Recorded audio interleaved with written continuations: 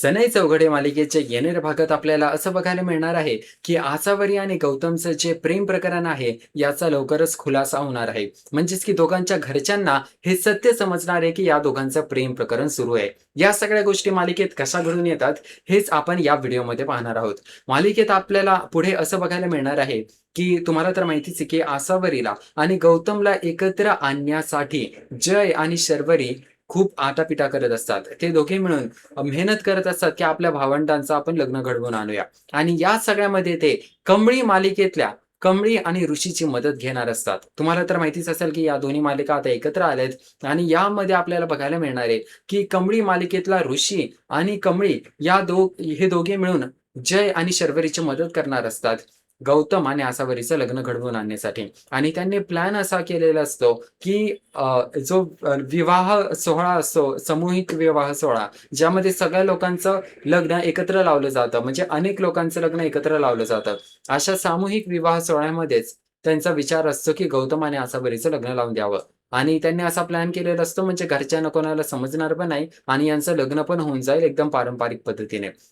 असा यांनी प्लॅन केलेला असतो. परंतु यांचा हा प्लॅन चाललेला असतो त्याच वेळेस समायराने लपून सगळं यांचं बोलणं ऐकलेलं असतं. समायराला तर माहिती होतं की आसावरी आणि गौतमचं लपून प्रेम प्रकरण सुरू आहे आणि तिला हे माहिती नव्हतं की आसावरीची बहीण शर्वरी हिला देखील या सगळ्याबद्दल माहिती आहे आणि गौतमचा भाऊ जय याला देखील या सगळ्याबद्दल माहिती आहे. ही कोणतीच गोष्ट समायराला माहिती नव्हती. तुम्हाला तर माहिती आहे की समायराला लग्न करायचंय गौतम सोबत आणि यासाठी समायराने गौतमच्या आईसोबत देखील सगळ्या बोलणी केलेल्या आहेत.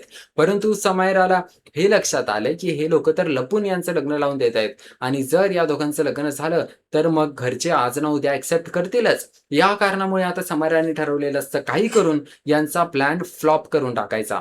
आता तुम्हाला तर लक्षात आलंच असेल की आता समायरा काय करणार असेल, कारण समायरा स्वतःहून तर काही करू शकत नाही, तिच्याकडे काय पॉवर नाहीये. आणि तिला हे पण लक्षात आलंय की गौतमचा भाऊ स्वतः सपोर्ट करतोय गौतमचं हे लग्न लपून लावून देण्यासाठी आणि आसावरीची बहीण स्वतः सपोर्ट करते आसावरीचं लग्न लावून द्यायला. मग समायरा काय करणार? समायरा ते आई-वडिलांना बोलणार. समायरा आसावरीच्या आई-वडिलांना बोलू शकते किंवा ती गौतमच्या आईला बोलू शकते.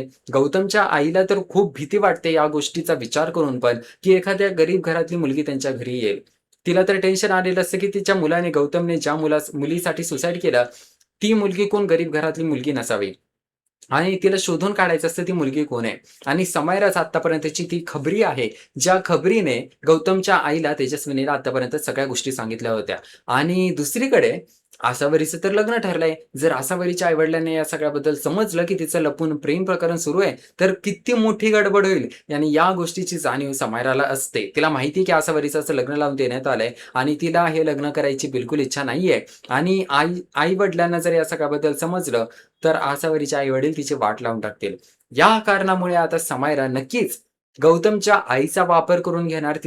तिच्या थ्रू हे लग्न मोडायचा प्रयत्न करणार किंवा ती आसावरीच्या आई-वडिलांचा वापर करणार या सगळ्यामध्ये किंवा दोन्ही कुटुंबांचा वापर करू शकते.